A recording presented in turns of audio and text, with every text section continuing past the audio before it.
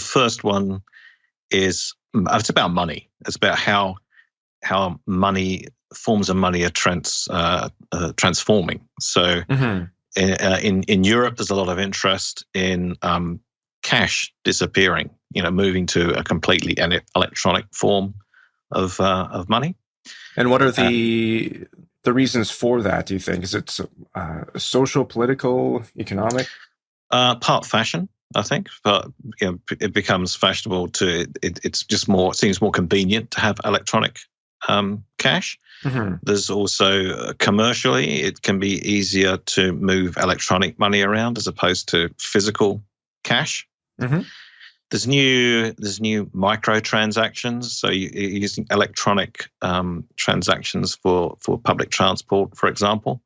So it's becoming more common to introduce a monetary microtransaction as opposed to a big chunky transaction. So there's interesting pressures on cash, and particularly around the way that inflation is behaving and growth is behaving.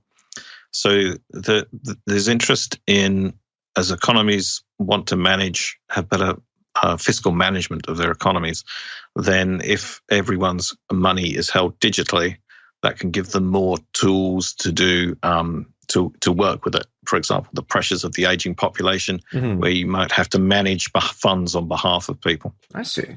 So this is something that in North America has been kind of lagging, I guess, in comparison to Europe and especially Asia, with regards to this move to purely digital currencies.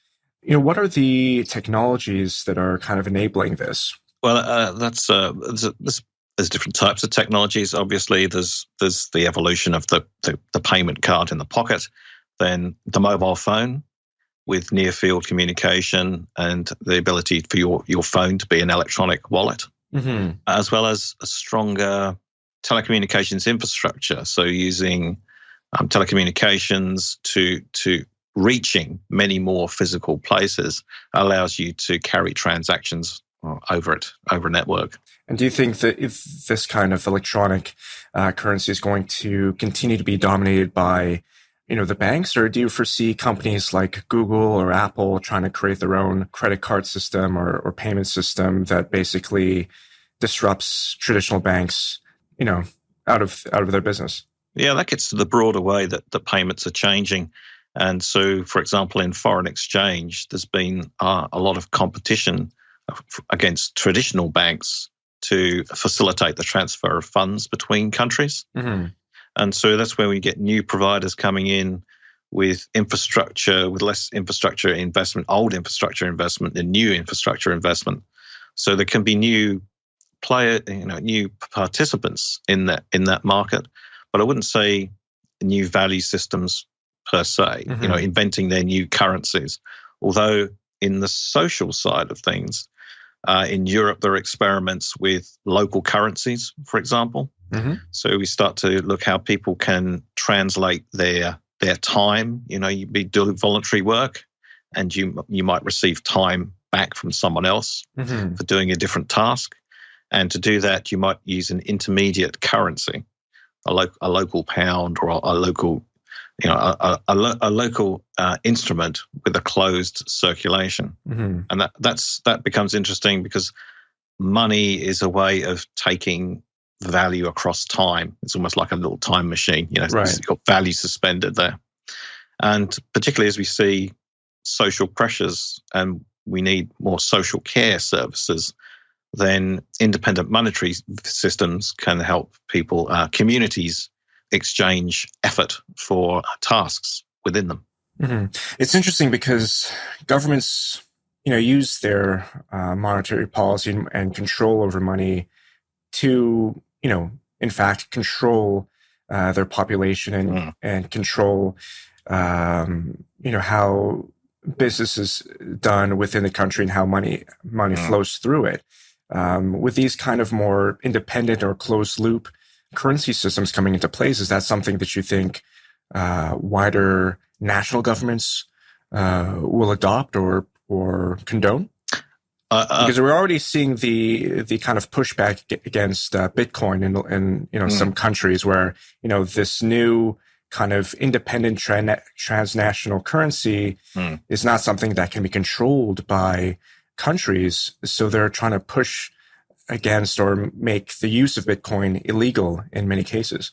And some countries have introduced clauses to their banking acts to include blockchain or Bitcoin or digital currency transactions within it. So they'll change their banking act such that if a transaction takes place over a digital currency, digital cash currency medium, that it will still be liable for transactional tax payments as any other medium would.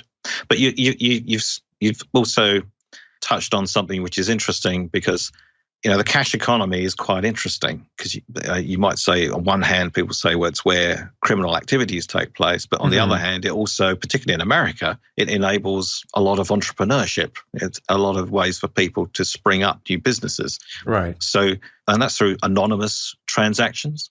So there's an interesting security and privacy, but also entrepreneurial aspects around it, which I think are quite interesting. It's an inhibitor to have all your cash controlled by a central government, particularly because once you do that, the risk is that they introduce negative interest rates, and you can't combat that if all your money is controlled by banks governed by the central banking system. Yeah, for sure. And I guess that's another thing that I wanted to bring up, is that the whole privacy aspect of these digital currencies. We've seen in the past few years after the Snowden leaks, this push against government surveillance in all forms, and digital currency is just another form of government surveillance, if not in a roundabout way.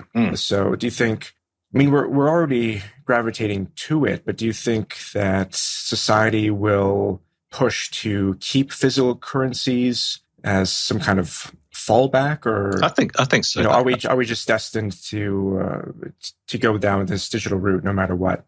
I think cash will still be there'll be a strong social attachment to cash. I think there's some interesting things in the digital currency space. For example, now we have a lot of fiat money that isn't necessarily connected to a physical good.